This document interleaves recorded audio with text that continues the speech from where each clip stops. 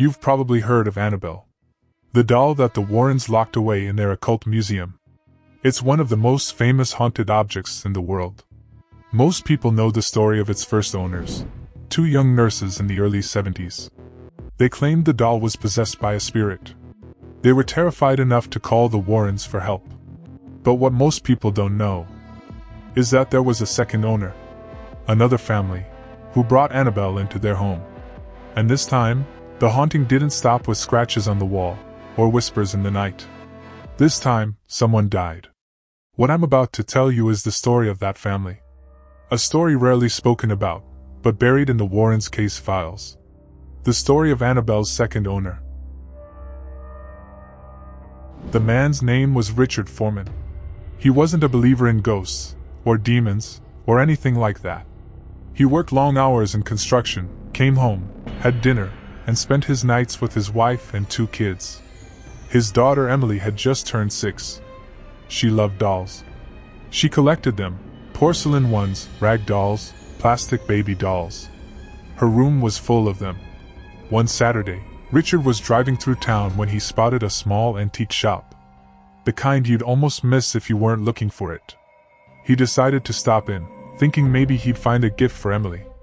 The shop was cramped, shelves stacked to the ceiling with old furniture, clocks, and trinkets. Dust hung in the air. And that's when he saw it.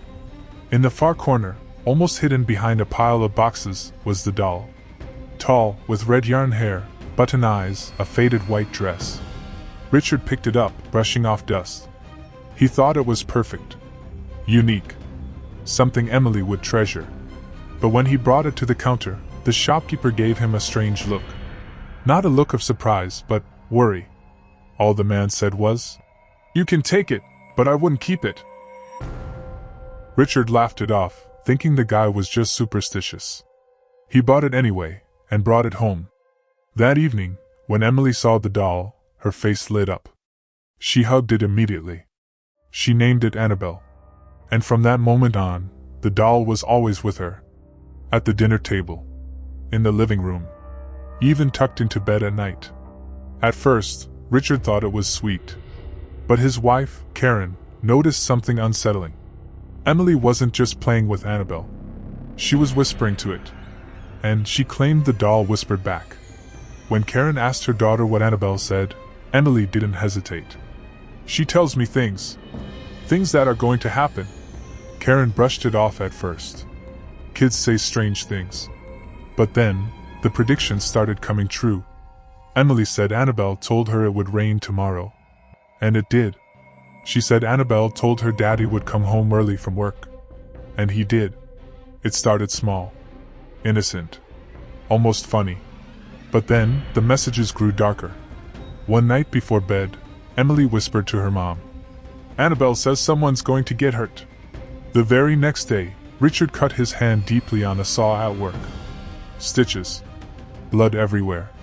That night, Emily asked her dad if he was okay, before quietly saying, "Annabelle said it would be worse next time."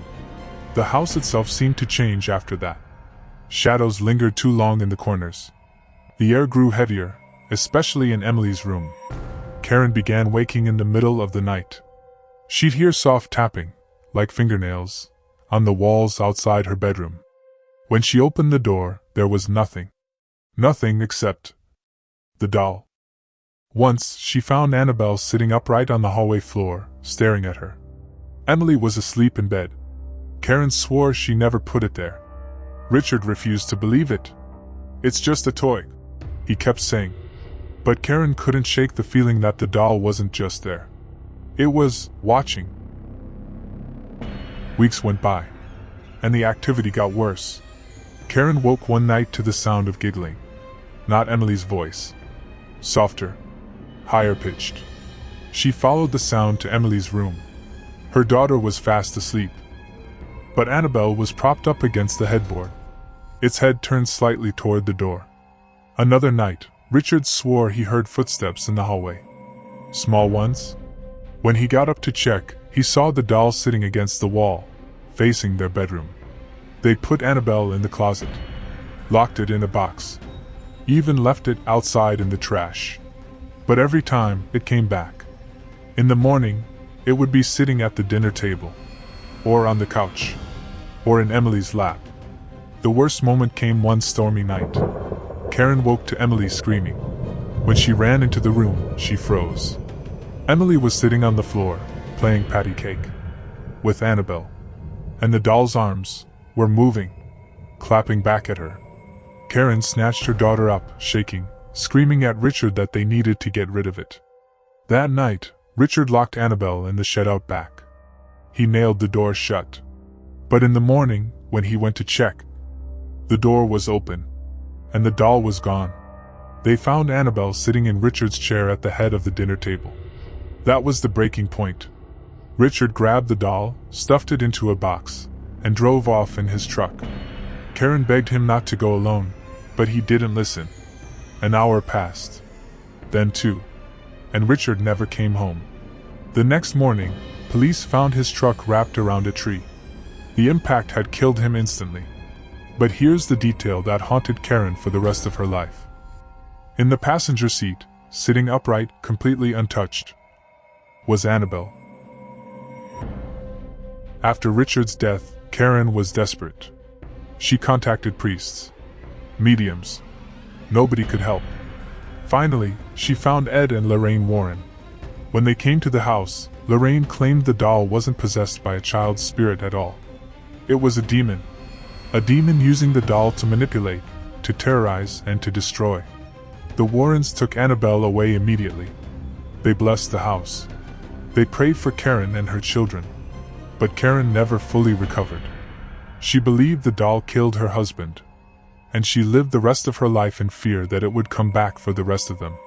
The Warrens locked Annabelle in their occult museum, sealed in a glass case, with a sign that reads, "Warning, positively do not open." To this day, people swear the doll still moves.